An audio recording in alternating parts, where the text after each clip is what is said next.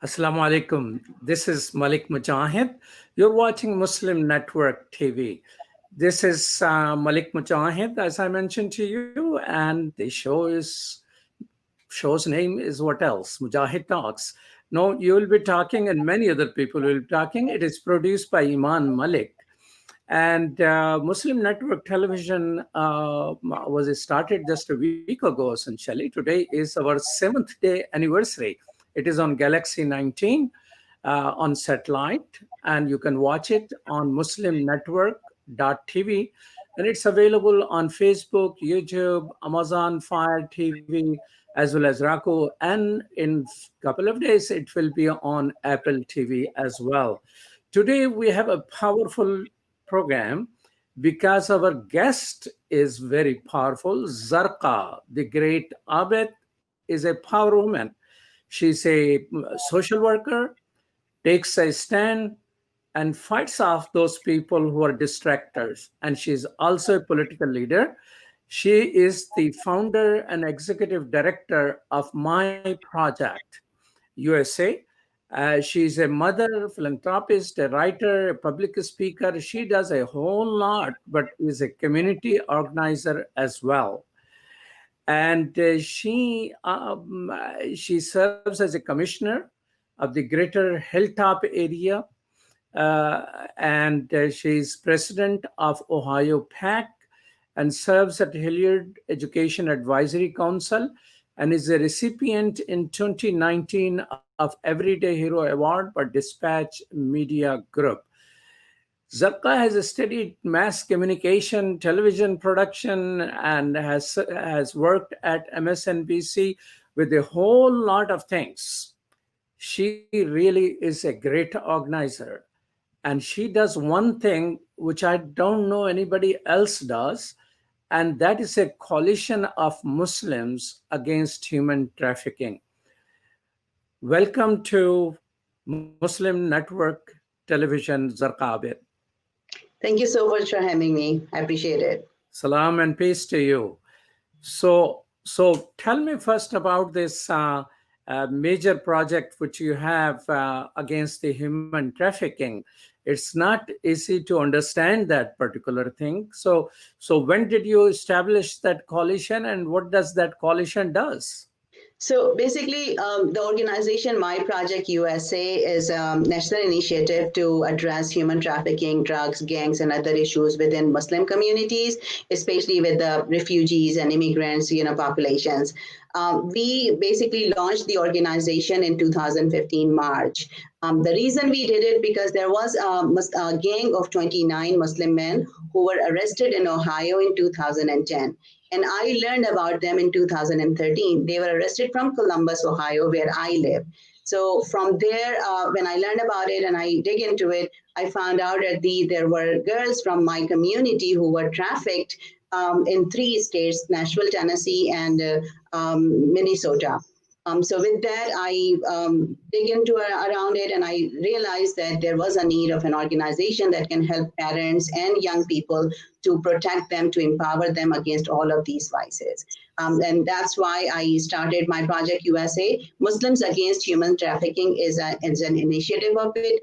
Every single thing that we do in our organization is either intervention side or mostly prevention side to make sure that our children are safe and our parents are empowered enough to protect their families against pimps and drug dealers in our communities. Wow. Do you think there is a human trafficking in the Muslim community? That's a very good question, because I should tell you that that gang was arrested, but then the case was dismissed in November of 2016 from the court, and the judge said that there were not enough evidences, and the FBI might have created that whole case by themselves and everything. But yes, the neighborhood that I work in, which is Sullivan Avenue, West Side, Hilltop area, that is 40% of trafficking in Columbus, Ohio happens on that corridor. And that is where a large population of Muslim youth and families are there. The apartment complex that is our pilot neighborhood is Wedgwood Community. That has 670 apartments more than 2,000 children, and that has a history of 30 years, a history of human trafficking and drugs dealing. So when these refugees who were placed there just 10 years ago, they were placed there, these people did not know about any of these things, and for they were vulnerable. And just in 2017, it came to the point that there were 17 shootings and 7 homicides in this apartment complex in just 7 months, and all of them involved our Muslim youth in one way or the other. So our organization has started several programs. Number one thing is food pantry, but then we started soccer league, we started youth programming, Boy Scouts. We work with police department. We brought them in. We organized several games and even social events with police in the neighborhood. And alhamdulillah, we brought it to the point that there was no shooting for next 16 months. And then there was one unfortunate murder, and then after that, just 2 weeks ago, there was another one. So in last 3 years, there have been 2 shootings, but there were 7 homicides and 17 shootings in just 7 months in 2017. So to answer your question, our children are extremely at high risk because our parents are not equipped enough. Our parents do not understand English. Our parents don't go to the programs and workshops. Our masajid do not address this issue. Most of the people want to keep it under the rug. There are definitely cases of children who have been in drugs, and that's why they will fall into it. Drug dealers are using, pimps are using drugs right now as the major weapon to enslave people, especially children, because once they are addicts, they will listen to them and they are falling in the trap. So yes, we need it. So do you believe it is happening just in Columbus, Ohio, or you believe it is happening across the country? It's happening across the country. Ohio is ranked number 4th in human trafficking, but if you look into all over the United States maps, this is a billions of dollars industry global wise, and then all the cities that are where there are more intersections of interstate highways or international highways. For example, Michigan. For example, Dallas. For example, Houston. All of these different places that are at the hub of, where there are more intersections, they are the bigger hub of the human trafficking and sex trafficking. It engages all kind of people. It takes all ethnicities, races, communities. And it's a high risk because now it's online. And there are so many cases of children who are being trafficked from their schools or while they were supposed to be in school or online when their parents themselves don't know what's going on with them. So a huge need of having more and more information and education.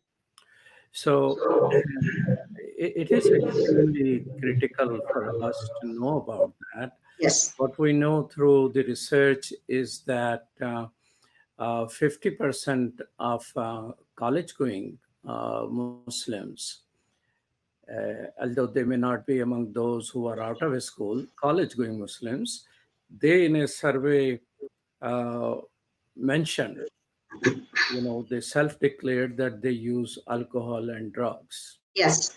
I'm not exactly sure if these are 50%, is somewhere 40 to 50%. I don't remember the statistics at this moment.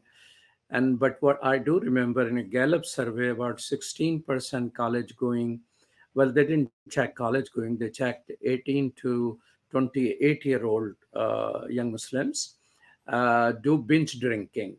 Yes. That I remember 16%. So if drugs and alcohol and these things are engaged in the community, then your point that becomes a source of dependence on people who are pushing drugs. Yes. And then that leads people to listen to them and being trafficked into different areas. Yes. So are there groups across the country who are as passionate to stop trafficking as you are? I'm sure there are non-Muslim organizations and people who are doing this. I'm not aware of any other Muslim organization so far who is doing it. I was reached out recently by some national leaders also who were looking for someone in the Muslim community, and I was the only one that they could find. So I'm sure that there are no other Muslim organizations that are working on it. And even our own work is so limited. We have only have done some awareness campaign nationwide, but in Columbus, yes, we have done a lot of work. And alhamdulillah, just to give you an idea, the when we started working in 2017, I thought that I will be working with high school kids, and I was working on programs that we will bring for them. What I learned in the midst of those shootings and homicides happening, that third grader and fourth grader in that neighborhood were already in gangs. And the principal of the elementary school told me that I have a third grader, and within we had this conversation, within a week, a 10-year-old shot an 11-year-old for $3. They had guns. So what we are talking about, maybe we are in some inner city, these problems are more open, but drug is everywhere. Drug is in suburbs. I mean, and I live in suburban area, and I know that our school, high school had a big bust of, a big supply of drug was there. So I am sure that Muslim community is at higher risk. I learned from one of the police department in North Carolina that they were carrying a chart in their head office, and in their head office, that chart said the most vulnerable in their community were the Muslim kids for drug dealing, drug use. And I said, why? And they said, because your community has a lot of money and they don't do any education, and your mosque do not do it. The rest of the community members are either going to the schools and workshops and things, but your community is the most naive, and your children are at the highest risk. And it makes sense to me by the work I do. So you mentioned there are many mosques. How many mosques are there in Columbus, Ohio? We have there are small and big, but there are about 9 mosques, which are the bigger main mosque, and there are several smaller mosques also. So you're saying they do not have any program which discusses this particular issue and discourages use of the drugs, because in Islam, drugs are illegal, by faith. So either there are no mosques in the communities where it is taking place, or they are not connected with mosques. Why this phenomena, if it is so prevalent, is not being addressed? Two things. One is there might be 1 or 2 mosques which they might have had one seminar or one workshop to say that they have done some program for about drug abuse or substance abuse. So I would give them credit for that. But there is definitely no mosque in my area that has a proper program that if a person or family is dealing with their child being in drug, and they have a support system. There is no support system in our communities overall, and in Columbus also, regardless where we stand in trafficking. I have faced huge, opposition particularly from the Somali community side, and the rest of the community is confused about it, because they think when we are talking about human trafficking or drugs or deal, because I work with this community, which is especially specifically Somali Bantu community, they think that we are labeling them with something negative, and it brings bad attention to their community. Instead of dealing with the problems, and this is the same I see in domestic violence cases, this is what we see in all other cases, that our community is so much concerned about our reputation that we don't want to actually address the issue. And my philosophy is that if you have to first admit this issue exists, then you have to work on it. If you don't admit it and you keep it under the rug, it will not help us. So I think there is a huge need of the change in the mindset of all mosque imams, and they have to understand that what our children are doing. Would you imagine that our children would be using just the dryer, the washer and dryer, the sheets that we use in the dryer, those sheets are being used for drugs. The sprays are being used for drugs. So there are so many different things our children are using to be high. But that's one thing that they do. I am talking about institutionalized drug dealing and recruiting our young people in the inner city neighborhoods where these pimps and drug dealers are out there. These are the children who don't have proper food. These are the children, their parents are refugees, they have their own trauma, they have their own challenges.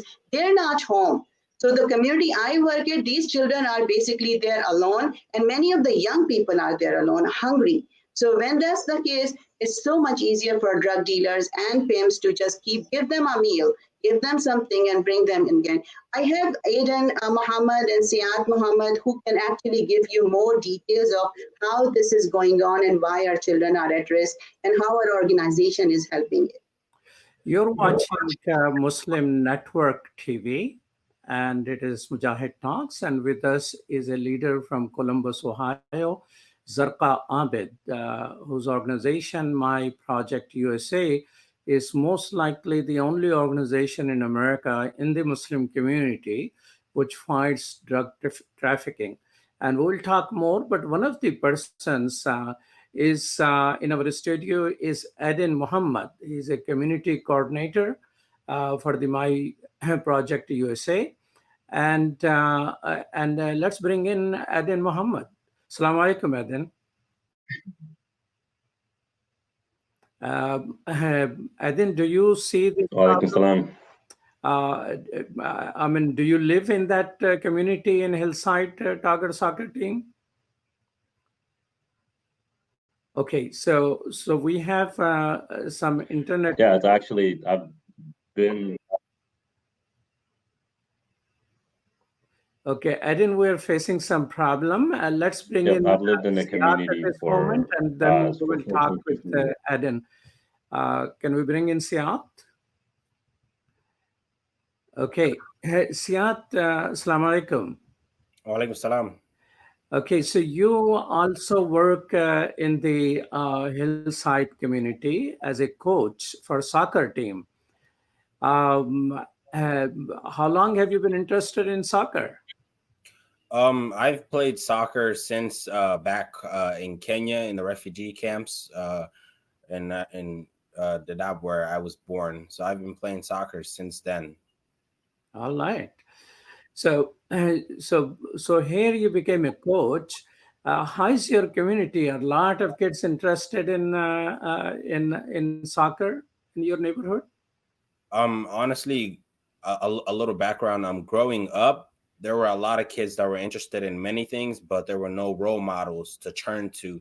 It was basically a lot of negative role models, and having soccer, a lot of kids have something to turn to and an outlet. Hmm.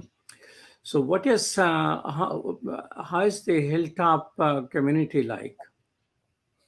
I mean, the Hilltop community is very diverse, and there's really not much support systems, not many programs, and not many organizations that really step into the communities or that are hands-on like the way My Project USA is.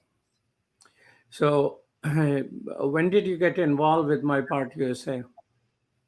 I got involved, I believe, about 2014.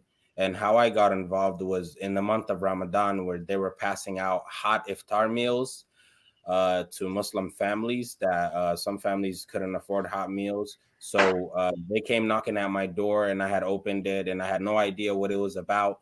And as soon as I opened it, I seen a volunteer wearing the same shirt that I'm wearing right now, and they handed me a hot meal. And from then on, I've always wanted to be a part of a community, a bigger picture, and always volunteer and help out. So I looked into it, did a little more research, and since 2014, I've been in the program.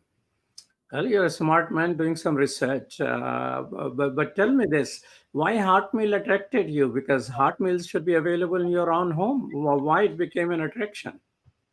Um, I mean, hot meals really became an attraction to me because these were young youth that I grew up with that could have been attending something else and could have been doing something in an alley or just getting into the wrong thing. But the fact that they took their time to come out into their own community and to feed their people, that was heartwarming for me. And I wanted to be a part of something like that. Okay, you like the program itself that there's somebody is trying to connect with the younger people. I mean, I love it. I mean, there's not a day that I regret not joining. So how long have you been with this project? I would say for about 5 to 6 years. Since I was 17 is when I joined. Okay.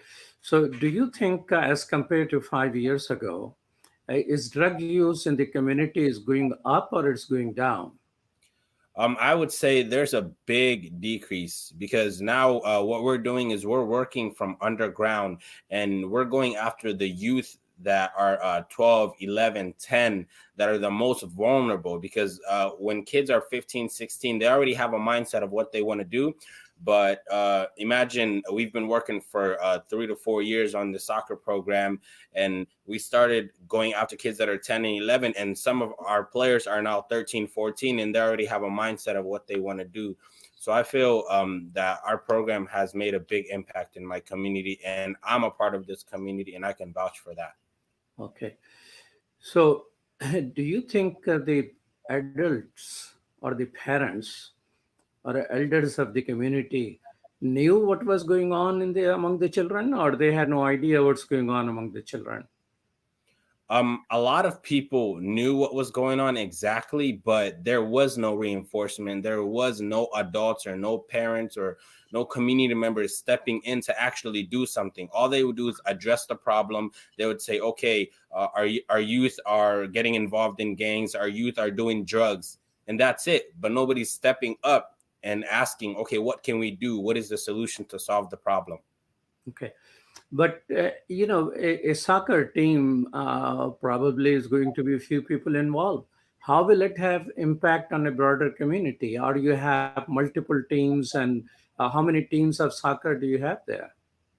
Um, Really, we're using soccer to attract the kids. So this is not just a soccer team. This is a soccer team that builds characteristics, just teaching the kids how to be team members, how to get along with people, and just how to act civilized and be a good citizen.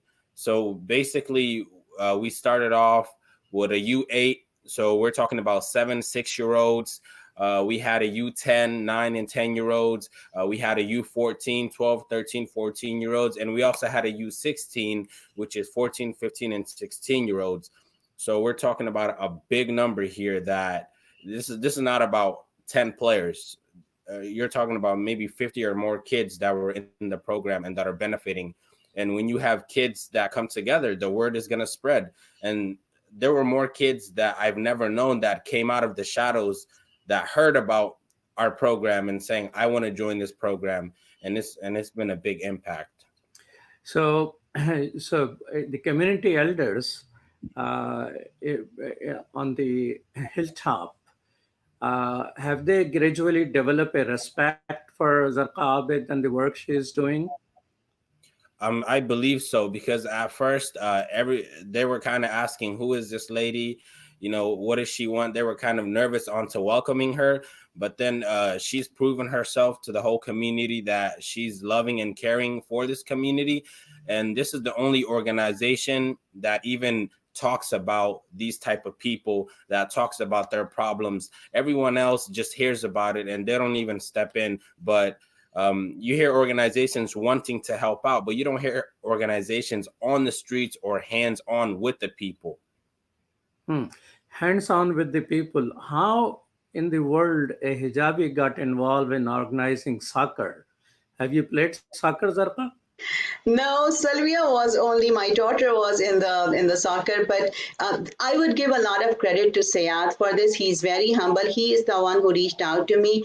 In 2015, we did a conference in which we had an open mic, and several youth from this community. I invited everybody from across Columbus. So a couple of youth from their community came out, and one of the kid actually did a poem.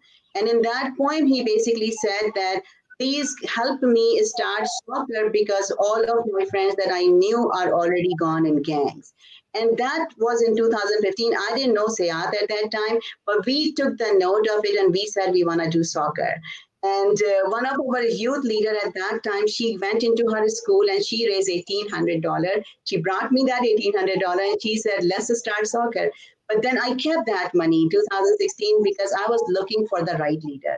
And when Sayat came and he told me that he already had reached out to so many other people and leaders and he needed just some money to rent the gym. And I said, Sayat, I have that money for you. So we started, and alhamdulillah, it went very good. One of the main things that Sayat has not mentioned is we play soccer with dogs. So we have engaged, like we have created, the whole community loves soccer. So we have done festivals, we have done different games, we have done cleanup of the whole neighborhood where soccer team and the police officers from the area would come, and we go building by building, we clean it, we play games, we have competitions and everything. So basically what happened is all these youth have become so comfortable with having cops with them, that I think the drug dealers and the criminals got a strong message. And we also trained the whole community at how to report, see something, say something campaign. And I think that really scared a lot of criminals off of this neighborhood, because they understood that now this community is friend with police officers, and we clean our neighborhood, we keep it calm and quiet and civilized. So alhamdulillah, all of that has worked big time. So, Siat, she mentioned interaction with police people, policemen are coming and you're doing, playing soccer with them and they're going around. Don't you think people will think that you are a reporter for police and you're informing about the community people to police? Because, trust on police is not very high. You're talking with a person who was part of demonstrations and campaigns to get police, which tortures other people, to be punished and arrested. And we want the citizens to have a oversight over the police. So don't you think, Siat Muhammad, working with police and playing soccer gives you a bad name, or your My Project a bad name? I would say not at all, because growing up, we always had this negative look at police officers, that they were no good. So, and it was just something within the neighborhood that nobody really liked police officers. So as My Project USA, we were trying to change that. We were trying to show the people that police officers are actual people that, that love people, that care about people, and they're no different than us. They're just in uniform and they're there to protect us. So we have to show the community the police are not our enemies, they're our friends. So by inviting the whole community to a soccer game and having a cookout and having all the kids come out, and you're talking about 2,000 kids that came on one site, and they're all watching police officers play their community, and everybody was cheering. And I mean, they had helicopters. The SWAT team came into the field and they threw a soccer ball. I mean, I remember it like it was yesterday. So now the whole community views the police as a friend and not as an enemy. So I mean, we've done a lot, to the point. I mean, there's going to be a few people here and there that are going to say negative things, but those are the people that have bad ideas, because if you're doing something wrong, then the police is not going to be your friend. So we want to keep in mind, we did a lot to connect the police and the community together, to let them know that the police are not only protecting you, but they're also your friend and family, and they're there for you. Zarqa, this Muslim community has a difficult relationship because of uh, war on terrorism itself, and Islamophobia. I see a sort of a cycle which reinforces itself. And although even those Muslims who are not in any way involved in any crimes see that they can trap Muslims. Mm-hmm. And there are most of the terrorism cases, well, I cannot say most, but it is very common knowledge there is an entrapment process. Police entraps people, black community, brown community, Muslim community, and then ask them to become agent of police. Mm-hmm. Now, your project, My Project USA, which has beautiful people like Siat Muhammad and you as a powerful person, how do you watch out for that process, that the community has a relationship which is healthy for the community, as well as for the society and the police, but it is not a process of recruiting agents in the Muslim community who then will be, instead of drug dealers dependence, they are dependent on police and their handout or FBI handout, and then try to get some other innocent people entrapped. So So process just goes on. This is a major process, and that's the reason several programs which Homeland Security is starting. Muslim are opposed to that. This project essentially are projects in which Muslim community becomes a tool instead of a equal citizens who have equal concern against terrorism. That's a very good question. And you know that I am also myself have been part of many of those campaigns, and I'm very much upfront about this. In Columbus, it's a very, very bigger issue is that there are so many kids who have been murdered by cops. There is a big, issue of Black Lives Matter campaign is here. Everything is, all of the things that you have mentioned are very valid and genuine concern. How I have dealt with this is that our best thing was our best luck was that the time in 2017 when we were in dealing with this issue, the commander of our area zone was Commander Scott Highland, who is an extremely genuine, very, very nice and true to earth. Like, he was the best gift for us at that time. He was the commander, and he started coming to our program, and he really took the kids as his own kids. He became like uncle and grandfather figure. He would show up in our program, and he made it easy for us and for the community and the youth to really relax. And he showed the criminals in the neighborhood that he is right there as a community member. So it started in a way that we were just addressing the issue of the crime right there, which is shooting and gangs and drug dealing, building by building. Each building, we had people who would be sitting in the building doing drugs, even though if they don't live in that building. And the people, the residents of the building couldn't do anything about it. So Commander Highland and his team and his particular presence really helped us.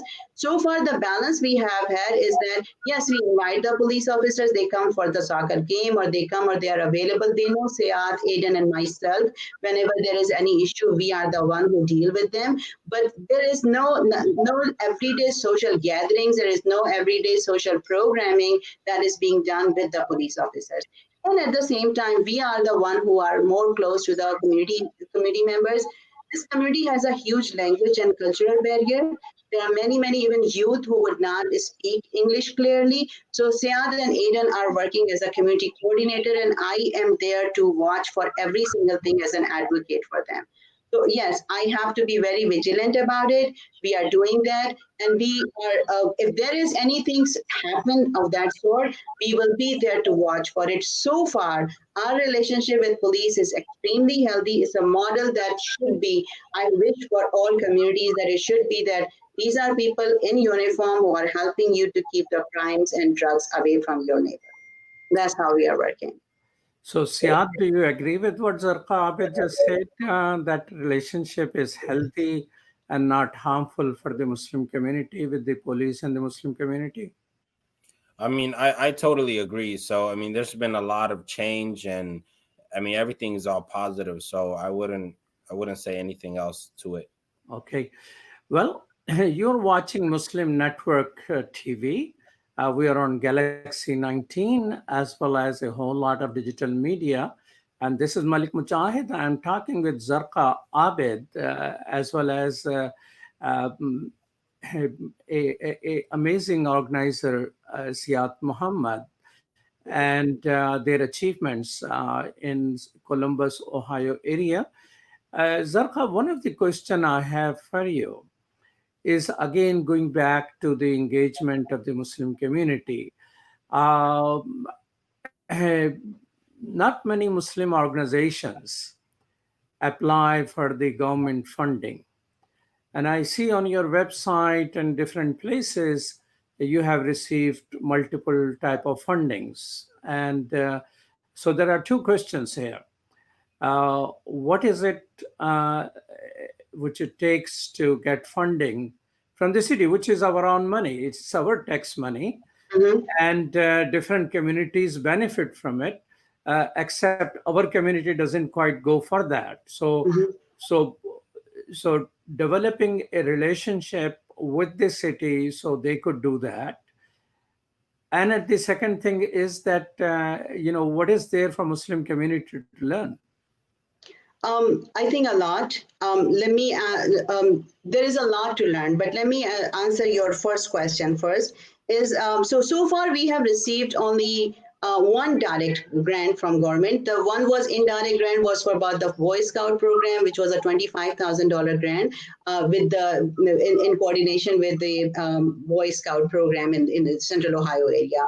That money went to the Boy Scout, and we were partner in it, and that really helped me in recruiting several youth at that time. This is at the peak of all those homicides and shooting. And I was able to hire 4 or 5 youth right then and there, and they were the ones who were paid by Boy Scout grant, and we trained them. We started Boy Scout program. We started several things. It was given by my council member, Michael Estinziano at that time, and he is now Franklin County Auditor. He gave this grant because he actually came over and he met with the youth that I was advocating and I was organizing. And they were very, very impressed. And they knew the need is there, and they saw me and they said, okay, we will start with this, and let's start something that I have in my domain right now. So he gave us that, and the results of that small grant were so much that the city council saw it. And council member Elizabeth Brown got involved, who is the daughter of Senator Sherrod Brown, a very, very compassionate leader and a good council member for us. She got involved and she started meeting. The reason we got these grants is because I organized the youth from this whole community. Now, this is a Somali Bantu community, which has the rest of the Somalis we have second largest population of Somalis in Columbus. But the rest of the Somali community doesn't do anything with the Bantu community, their own tribal issues. So with that, there was no leadership in this community before. So when I organized 17, 18-year-old, and they went to the city council with me, and they met with them, and they explained why it is important for them. The city council members were very, very impressed, and they said, okay, and they were very impressed with SEAD. So the main grant so far that we have received from city council is actually for the soccer. They gave us $68,500 in the year of 2018, first time. That allowed us to have more children in the soccer program. We had a survey, need assessment survey, and interest survey of the community before then. And we knew that it's going to work, and we use that money wisely we hire people like Sayad and Aiden and others from this community itself. So these are the people, they know their language. It's very hard to get interpreter because they speak Mai, which is a different language from Somalis. So this really, really helped us a big time. And then this year, they actually replicate that same, they give us the same grant again to continue the program. So now we have more coaches, we have more children, and we are doing, in winter also, we were able to rent the gym, and we would not be dropping any of the program. When we did not have money, just to tell you why it is important, when we did not have money and Sayad really, really wanted to go in gym during the winter season and I didn't have money for it, we lost 2 of our children to drugs, just like that. Muslim community does not give me grants. The Muslim community does not have that system of endowment and grant or anything as any other foundations and things do. Social services is something that they don't want to invest into. If I did not have this grant, I would not be able to protect and empower these youth today. So I don't know, go to city council and government funding, then keep raising money, and it doesn't go so far. I don't, Zarqa, quite agree. I mean, your experience is probably unique. In Chicagoland area, the fastest growing sector of social services. We have several institutions extremely busy and Muslim communities building them, and they are in communities similar to that in inner city, and it's the fastest growing sector. But at this moment, I would like to, I mean, so it's city by city, it seems to be a different experience. I would Also like to bring gender-wise. into conversation at this moment Adin Muhammad and Siad, please stay in the studio and we'll come back to you. But Adin Muhammad is a community organizer with the My Project USA. And so welcome back, Adin Muhammad. How are you? I'm well. Thank you so much for having me. Michael. So how do you organize the community there? Well, My Project USA allows us to work directly with our community. This is the community that I grew up in, the community that raised me, the community I come from. So we understand the struggles, we understand what the community goes through, we understand what is talked about in the community. So with having, direct access to all of that information, we're able to give information back to the organization and tell them this is what's most needed in the community. And then the organization does its best to meet the community's needs. So how long have you been with the My Project USA? Well, I've been with My Project USA going to about 4 months now, but I've always been volunteering with the soccer program ever since that started. Okay. So soccer is something which everybody loves there, right? Yes, All right. All right. it's a big deal here. Well, tell us, is there a mosque in your community? In Yes, Hilltop? there is. Sorry. Yep, there is one big mosque, and then, like Sister Zerka was saying earlier, there's 2 or 3 other smaller mosques around the area. So around the area now, I'm talking about Hilltop. Yeah, yep. So maybe 2 or 3 smaller mosques, then one bigger mosque. Okay. All right. Well, thank you so much, Adin. Good to talk to you, but we continue to have a signal problem. So maybe we'll continue conversation with Zarqa and Siat there. Zarqa Abed, what you're doing with trafficking is a major issue. And organizing a community and getting police involved, the children involved, it takes a lot of effort. So how much of your time goes in these things? I work about 18 to 20 hours a day, every day, mostly on Sundays also, some hours, and been doing it for 5 years. I work on so many jobs that I take care of because organization wouldn't have money to afford all of those paid jobs otherwise. It takes a lot of energy and time. I'm hoping and wishing that more of our Muslim community understand the need of this organization and we get more financial support. I would be able to take some time off and start living like a human being should. Well, we consider you to be a good human being, despite hours you put in, and I think Siat agrees with that. Tell us what other communities. I mean, this is the only television network Muslims have in America, and we feature people who are achievers, who are fighters, and organizers like Siat and Zarqa and Adin, and these are the people who make a difference. And every life you save, God Almighty has told us in the Quran, is like saving the whole humanity.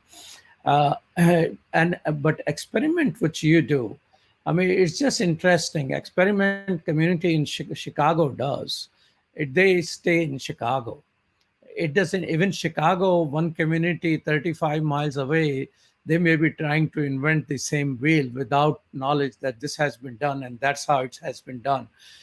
And when it comes to city by city, what's happening in Columbus in the area of human trafficking, to your knowledge, there is no group who is involved there. But it is likely, unfortunately, I continue to discover somebody else is doing that, say, inner city of Los Angeles without any knowledge, or deep in the Houston. It might be, there's a possibility. So communication doesn't quite happen. And while we have you here, what advice can you give to the leaders and the community organizers who are listening to this program, that how do they begin working on this issue, and how do they get some funding from our own tax money to enhance this project? I think the number one challenge that I have met was to establish yourself and show your work. And I think it took me. We are 5-year-old now, and I understand that there are organizations that are around for 20 years, 25 years, and now they are getting a lot of funding from organizations and in the Muslim community and mosques. But for me, I think the major challenge was that I'm a woman. And that has really been a challenge for me from on fundraising side and building collaboration, because I can't go in Musalla and I can make an announcement myself. I always have to ask somebody else to do it. I cannot give a khutbah about that. So for if there will be a different talk, if for to answer your question, there'll be a different talk if I'm talking to a woman leader and women organizers who want to do the same thing, and it'll be a very very different talk, because our men are very much privileged, regardless of how what is their caliber, how much their experience is. There is more support system. There is more acceptance of having men in our community to do this. So I had to really walk a very, very hard road, and I'm still every single day I'm going through that. So, but if you really look into how we succeeded, three things helped me a lot. One is, of course, my communication skills, and Facebook. I used Facebook extensively to promote whatever I was doing. Sign Up Genius helped me a lot, because I created Sign Up Genius for every single thing we did from very beginning, iftar kitchen to toys drive or whatever. And everything we did, we took a note of numbers and we publicized the numbers. So we have been on top of reporting every single thing we did. Also, I have been extremely transparent about how we use our money and where the money goes. I am not getting paid for this work. I'm doing this work for 5 years voluntarily, and my all my board members work voluntarily. The only people who are being paid from our organizations are people who we hire from the communities like Siad and Aiden and other people who they could be working somewhere else. They were making money other places, but I wanted them to give their time, and for that they were supposed to be paid. So I would say using communication, being transparent, reporting everything, and then when you come to the grant, of course you have to show your work first. Unless you have some kind of very miraculous kind of relationship with some Congress people, or some other thing is going on, unless you have your own case that you are doing some work, I don't think it goes somewhere else. I have faced a lot of opposition within nonprofit world also. There is a lot of competition. There is a lot of politics within nonprofit. There are people who would go to and meet with these council members and the mayor offices who have big connections, and they get big dollars because of their connections there. So with that, getting the grants and really securing and becoming a main advocate for Bantu community in Columbus in Wedgwood area is a big deal. And it happened only because I organized the people, genuine people. We reported to it, we went themselves, and we fought for every single time somebody tried to put us down or said something against us. We actually came back and we addressed it without fighting, without attacking people, but actually bringing the facts out. So all of this is a lot of hard work. Thank you so much, Zarqa, for being with us and being part of this particular program. I think you identify very clearly several issues, but one of the most prominent issue, I think, in my eyes, was your working with the youth who have tremendous amount of challenges and great opportunities, which we are unable to put in the right direction. So I think this has been a very thoughtful uh, sharing of great ideas. I hope people who are watching, they will use it, these ideas in different cities, and they can always go to my project USA to learn more and communicate. And Siat Muhammad, thank you so much what you do. And I hope you will continue to grow in your power to attract people and put them in the right path. I think America provides us great opportunity to be a first-rate Muslim and a great neighbor and a great citizen. And of course, America has a lot of other opportunities to get lost in the drugs and the liquors and the human trafficking, which destroys human being, destroyed your faith, and destroys the neighborhood and destroys the country. So thank you, Zarqa, and thank you, Siat, and thank you, Eden. We technical problem, we couldn't hear much from you, but I truly appreciate each and everything which you're doing. And I hope our people who are watching this program will find a moment in this month of Ramadan to go on My Project USA and ask more questions, stand with them, and tell them how you can bring what they're doing to your community. You're watching Muslim Network Television, and this is Mujahid Talks. I'm your host, Malik Mujahid. Thank you so much for being with us, and thank you, Iman Malik, for producing the show. Thank you so much for having us. We appreciate it very much. You're welcome. Peace. Salam. Salam.